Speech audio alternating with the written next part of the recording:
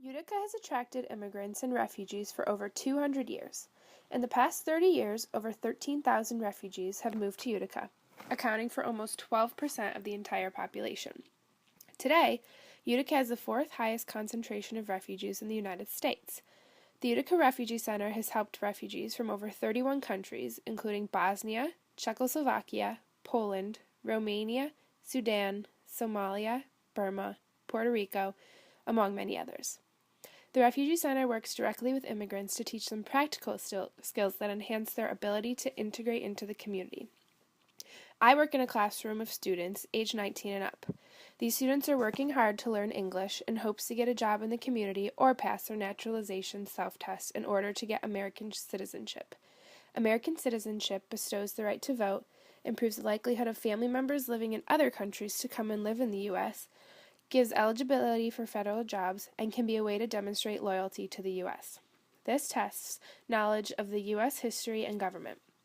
Participants are given a bank of 100 questions to study, but are only asked 10 in an oral exam. They must answer 6 questions correctly in order to pass. 92% of immigrants pass this test, yet only 65% of Americans can pass it during spontaneous testing.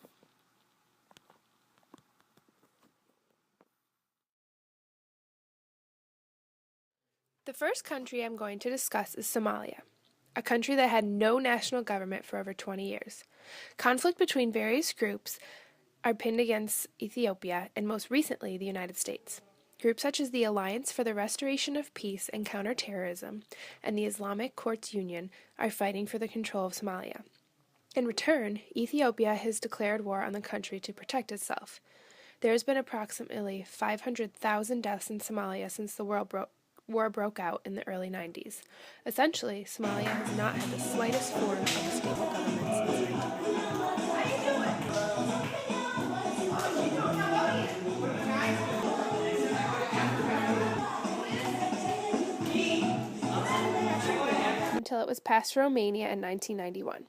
Moldova was recognized as an autonomous Soviet Socialist republic in 1924, but finally claimed independence in 1991. The Russian financial crisis in the fall of 1998 severely affected Moldova, which relied on Russia for 60% of its foreign trade.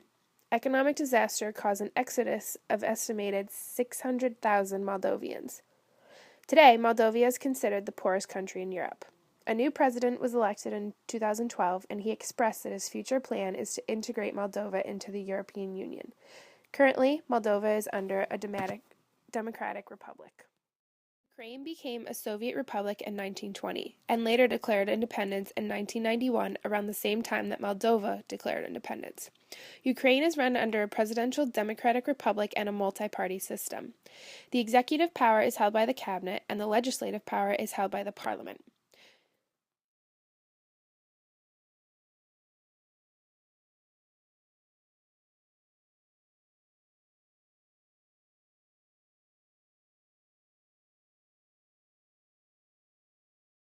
Syria is home to many diverse ethnic and religious groups such as Kurds, Armenians, Assyrians, Christians, Druze. However, the Muslim population is made up of Shia and Sunni. Syria gained independence from France in 1946 but has had serious bouts of political instability driven by the various ethnic groups. Today, Syria is faced with a huge crisis related to the unequal distribution of wealth, limited social freedom, justice, and political participation.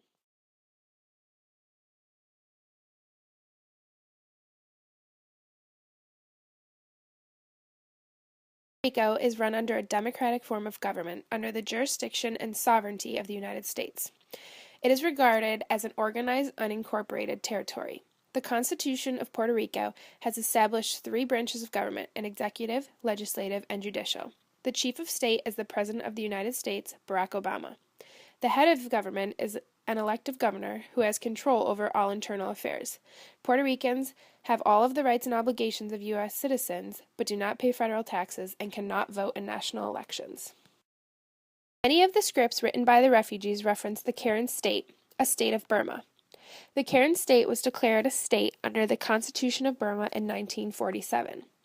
The Karen National Union, which dominated the Karen leadership, was not satisfied and wanted outright independence. The Karen National Union raised a rebellion in 1949, and much of the state has remained a violent battlefield since, forming the world's longest-running resistance. The conflict between the Karen people and the Burma government has resulted in a very high number of deaths and an even higher number of refugees.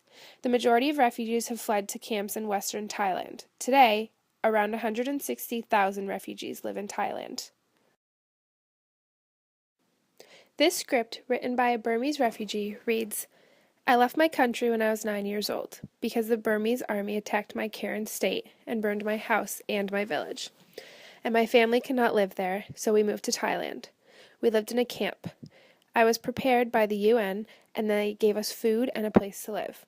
We lived in this camp about 10 years. After that, Burmese soldiers came to destroy our camp, and we moved to another camp. This camp is called Mela Refugee Camp. We lived in this camp for 15 years. I lived in Thailand for 15 years. We didn't share an opportunity to go out of this camp. As I know how long I lived in that country, I never can become a citizen of that country. Therefore, my family came to the United States of America. As I know, America is free for everybody, and people have the opportunity to become citizens of America.